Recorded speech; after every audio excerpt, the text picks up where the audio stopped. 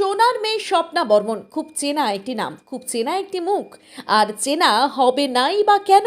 Asian গেমসে হেপ্টাথ্যালনে ভারতকে সোনা এনে দিয়েছিলেন স্বপ্না। চেনা সেই মুখটির অন্য আর এক ছবি ধরা পড়ল সোশ্যাল মিডিয়ায়। এশিয়ান গেমসে মাঠ কাঁপানো সেই স্বপ্না বর্মনকে দেখা গেল নিজের গলায় গান রেকর্ড করতে। হ্যাঁ, ঠিকই শুনেছেন, নিজের গলায় গাওয়া গান রেকর্ড করছেন স্বপ্না। খেলাধুলোর পাশাপাশি এবার কি তবে নিজের গলায় গানে ঝড় তুলতে চলেছেন সোনার মেয়ে?